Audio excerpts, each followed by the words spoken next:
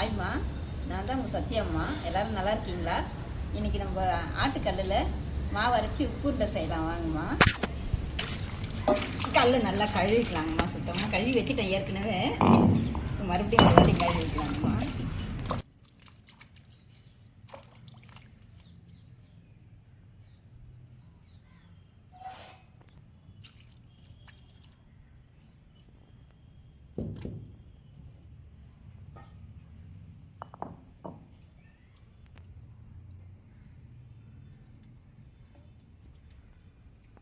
இது புழுங்கல் அரிசியில் தாங்கம்மா இது செய்யணும்.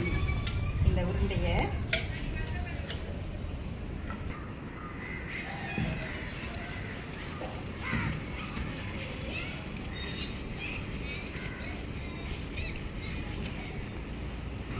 நம்ம இட்லி அரிசியில் தாங்கம்மா செய்யணும். இட்லி அரிசியில் செஞ்சோம்னா தான் நல்லாயிருக்கும். இது நான் இன்றைக்கி நம்ம வீட்டில் இட்லி அரிசி இல்லாதனால நம்ம ரேஷன் அரிசி புழுங்கல் அரிசி இருக்குல்ல, அதில் கூட செய்யலாம். அதுலேயும் நல்லாயிருக்கும். பச்சை அரிசியில் செய்யக்கூடாது, நல்லா இருக்காது. ஆட்டுக்கல் இல்லாதவங்க கிரைண்டர்லேயே அரைச்சி செய்யலாங்கம்மா. என்னென்னா தண்ணி அதிகமாக இதுக்கு ஊற்றக்கூடாது. தண்ணி அதிகமாக ஊற்றிட்டோம்னா நம்ம உருண்டை புளிக்க முடியாது. கொஞ்சமாக தண்ணி லேசாக தெளித்து நம்ம இப்படி அரைக்கணும். அதுக்கு நிறைய தண்ணி ஊற்றினா உருண்டை பிடிக்க வராது அம்மா.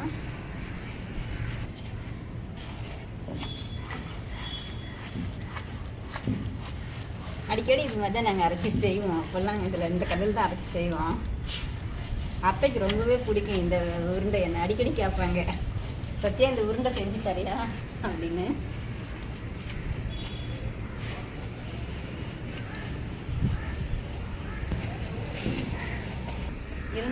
இந்த உருண்டை அத்தைக்கு ரொம்பவே பிடிக்கும். அடிக்கடி என்கிட்ட கேட்பாங்க, சத்தியா இந்த 1/2 கிலோ அரிசி இட்லி அரிசி வேணும்னு தரேன், இந்த உருண்டை செஞ்சு தரையான்னு என்னை அடிக்கடி கேட்பாங்க.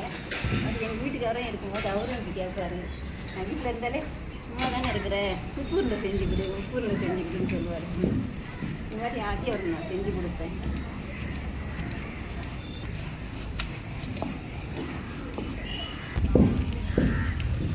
இந்த அளவு பார்த்தீங்கன்னா நான் ஒரு 1.5 டம்ளர் எடுத்துக்கிறேங்கம்மா. இது நான் வந்து 1 மணிக்கு ஊற வச்சேன். இதை ஒரு 3 மணி நேரம் 4 மணி நேரம் ஊறுனா கொஞ்சம் நல்லா இருக்கும். நமக்கு அரைக்கிறதுக்கு ஈஸியாக இருக்கும். ஒரு நல்லா ஊறிடும். நான் வீட்டு வேலைக்கு போகிறதால 1 மணிக்கு வீட்டுக்கு வந்தேன். அப்போ வந்து இதை ஊற வச்சுட்டு போயிட்டேங்கம்மா. அதுக்கப்புறம் டைம் இருக்காதுன்னு சொல்லிட்டு அதுக்கப்புறம் இப்போ பார்த்தீங்கன்னா மணி 6 ஆகுது.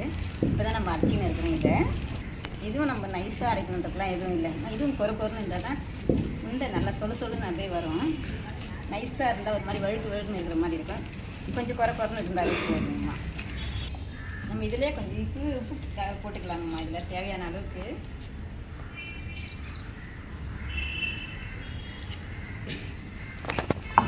இப்போவே போட்டு இப்படி அரைச்சிட்டோம்னா எல்லாம் ஃபுல்லாகவே கலந்துருவோம்மா. நம்ம அப்புறம் போட்டு கலக்க வேண்டியதில்லை. மாவு ரெடி ஆகிடுச்சிங்கம்மா, எடுத்துடலாங்கம்மா. இப்போ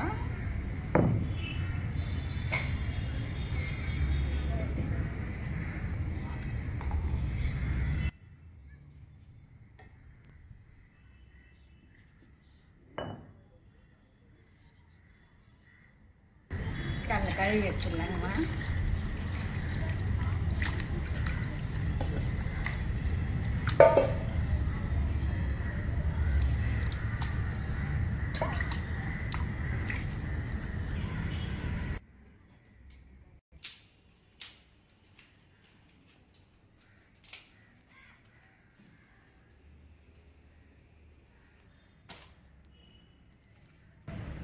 தேவையானதெல்லாம் ரெடி பண்ணி வச்சுக்கலாங்கம்மா.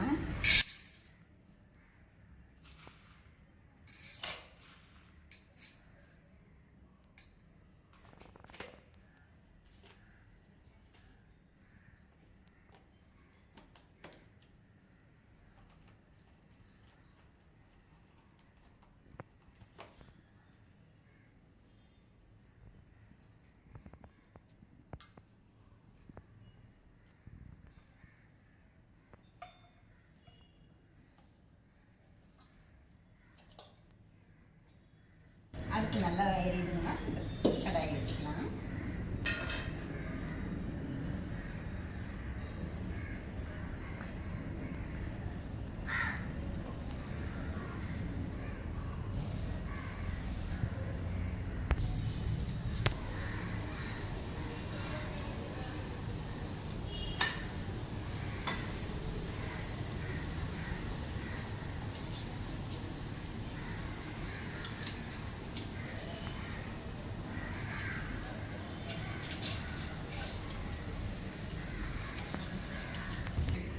கடாய் காஞ்சிச்சிங்கம்மா, எண்ணெய் ஊற்றிக்கலாம்.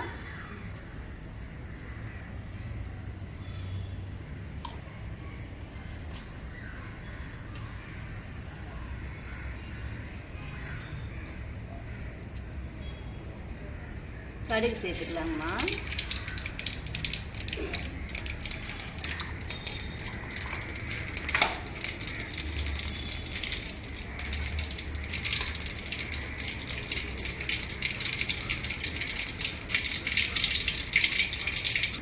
கடுகு நல்லா பொரிஞ்சிச்சிங்கம்மா, நம்ம கடலைப்பருப்பு, உளுத்தம்பருப்பு, காஞ்சி மிளகாய் எல்லாத்தையும் போட்டுக்கலாங்கம்மா.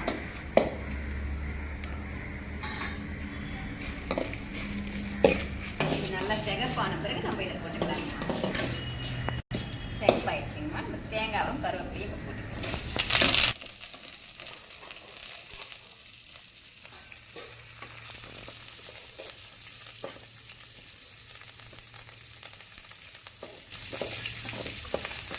நம்ம அரைச்சி வச்சிருக்கோம்னா இந்த மாவை இதில் சேர்த்துக்கலாங்கம்மா.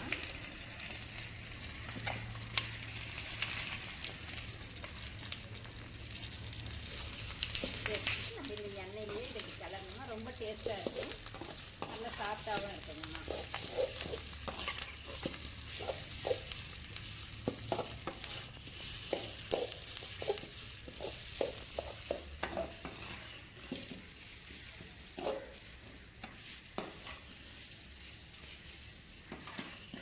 பண்ணும்போது இதுலேயே கொஞ்சம் வெந்துடும். இது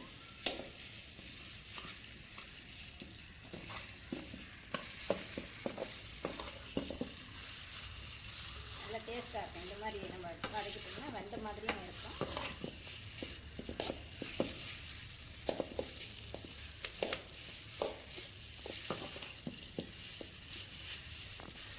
போதுங்கம்மா, இறக்கி வச்சுக்கலாம் கீரை.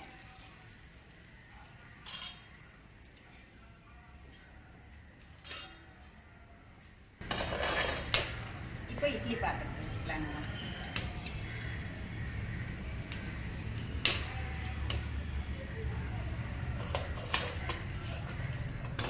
நல்லா கொஞ்சம் ஆறட்டு நம்ம உருண்டை மாதிரி பிடிச்சிக்கலாங்க.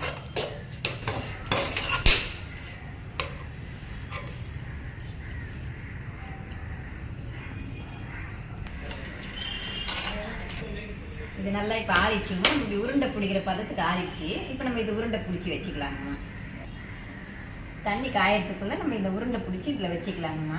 குட்டி குட்டியாக பிடிச்சி வச்சுக்கலாம். குட்டி குட்டியாக பிடிச்சி வச்சோம்னா சீக்கிரமாகவே வெந்து போயிடும். இது நம்மளுக்கு நல்லா நம்ம சாப்பிட்றதுக்கும் நிறைய சாப்பிட்லாம். எடுத்து எடுத்து குட்டி குட்டியாக இருக்கவே அழகாக எடுத்து சாப்பிட நல்லாயிருக்கும். பெருசு பெருசாக இருந்தால் 2 சாப்பிட்டோம்னா திகட்டி போயிடும். இது குட்டி குட்டியாக இருக்கிறதால நம்ம எத்தனை வேணாலும் சாப்பிட்டுனே இருக்கலாம், நல்லா இருக்குங்கம்மா. அம்மாலாம் அடிக்கடி எங்கள் ஊர்லலாம் இதுதான் பண்ணி தருவாங்க. கிராமத்துலலாம் வந்து இந்த உருண்டை தான் ரொம்பவே எல்லார் வீட்லேயுமே அடிக்கடி இதை செய்வாங்க. அங்கெல்லாம் சாயங்காலத்தில் இதுதான் வந்து ஒரு மாதிரி போர் அடிச்சாக்க இந்த உருண்டை தான் பண்ணி எல்லாருமே சாப்பிடுவாங்க.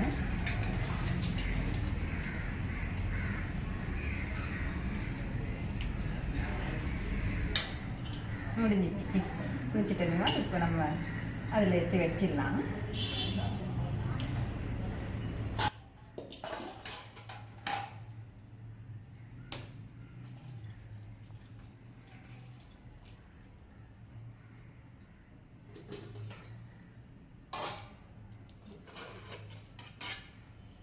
நல்லா தண்ணி காஞ்சிச்சுங்க.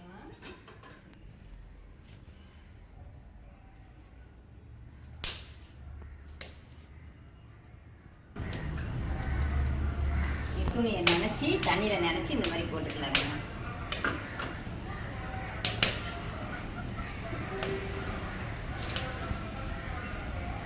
பிடிச்சி வச்சிருக்க உருண்டையை இதில் வச்சிடலாங்கம்மா.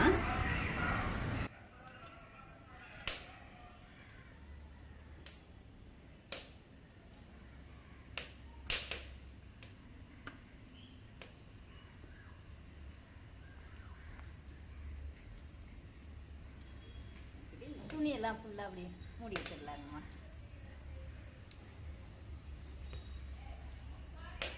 அவ்வளோதான், மூடி வச்சிடலாங்கம்மா.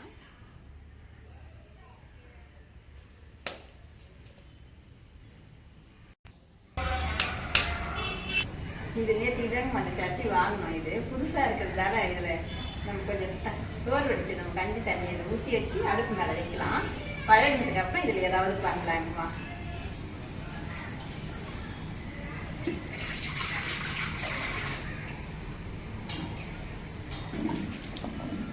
இதை சுத்தமாக கழுவி வச்சுக்கலாங்கம்மா. இப்போ வெந்துச்சான்னு நம்ம பார்க்கலாங்கம்மா. திறந்து வெந்துட்டு இருக்கோங்கம்மா, எடுத்துக்கலாம்.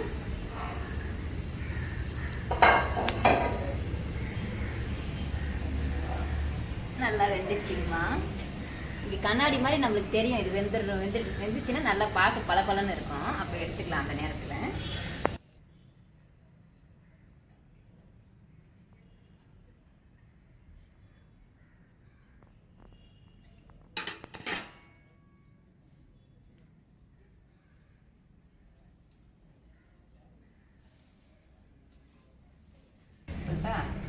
நல்லா வந்துருச்சுங்க உருண்டை.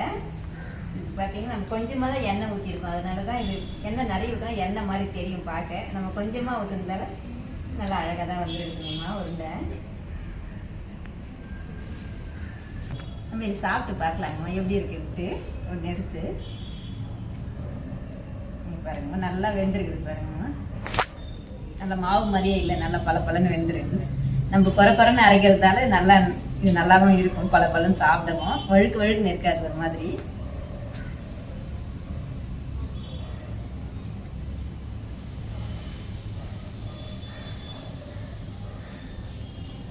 நல்லா வெந்துருக்குதுங்கம்மா, நல்லா இருக்குதுங்கம்மா. நீங்களும் இதை வீட்டில் டைம் கிடைக்கிறப்ப பண்ணி சாப்பிடுங்கம்மா. நீங்கள் ஆட்டுக்கல்ல அரைக்கணுன்றதுலாம் ஒன்றும் இல்லைங்கம்மா. நீங்கள் கிரைண்டர்லேயே அரைச்சி செஞ்சு சாப்பிடுங்கம்மா. சத்யா அம்மாவுடைய வீடியோ பிடிச்சிருந்தா லைக் பண்ணுங்கள், ஷேர் பண்ணுங்கள், சப்ஸ்கிரைப் பண்ணுங்கம்மா. அம்மாவுக்கு ஆதரவு கொடுங்க. அம்மா நாளைக்கு என்ன பண்ணலான்னு நாளைக்கு பார்க்கலாங்கம்மா நம்ம விறகடுப்பில். அவ்வளோதாங்கம்மா, இதாங்கம்மா நம்ம இன்னைக்கு செஞ்சது. எல்லோரும் வாங்கம்மா சாப்பிட்லாம்.